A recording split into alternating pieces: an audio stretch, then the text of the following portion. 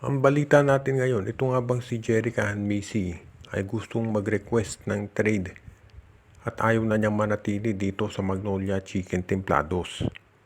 Ito si Jerica Hanmisi, nung dinraft niya ng Magnolia, marami nagsabi na malaki ang potential nito bilang isang future scorer ng Magnolia. At nakikita naman natin yan kapag siya ay naglalaro, pero sadyang hindi siya masyadong nabibigyan ng maraming minuto dito ngayon.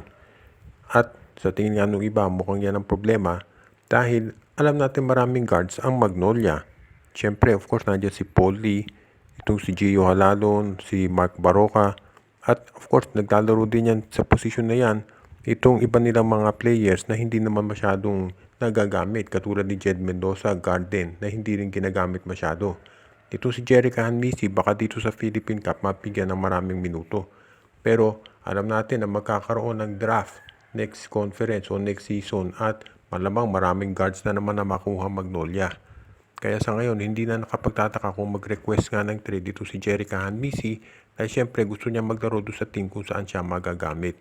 Kasi medyo maiksi rotation ni Coach Gio, ni Coach Vic Tolero pagdating dito sa guards. Usually, Baroka, Lee at Halaton lang ang ginagamit niya. So tignan natin, baka nga dito sa Philippine Cup, kung mabigyan ng minuto ito si Jerica Hanmisi, magbago yung isip niya at mag-decide na manatili dito sa Magnolia. Ngayon kung iti-trade naman, marami siyang pwedeng pagdalhan, kabilang na ang Northport.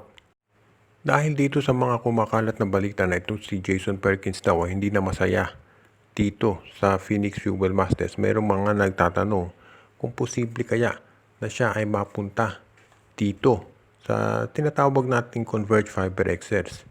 Siyempre, sasabihin ng iba, mukhang kinakailangan siya talaga ng Converge ngayon dahil ang kinakailangan nitong team ni Aldin Ayo ay firepower, mga offensive players na makatutulong dito sa kanilang lineup.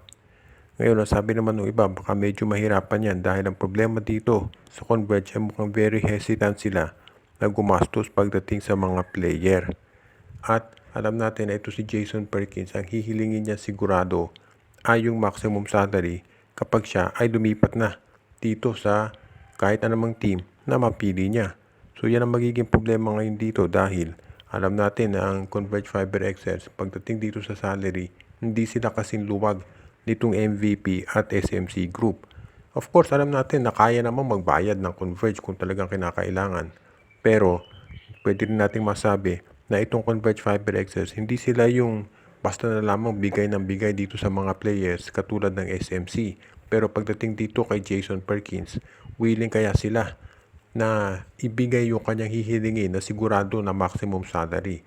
At alam natin yung maximum salary ng PBA na binibigay talaga ay humihigit doon sa stated na 420,000 pesos a month lamang.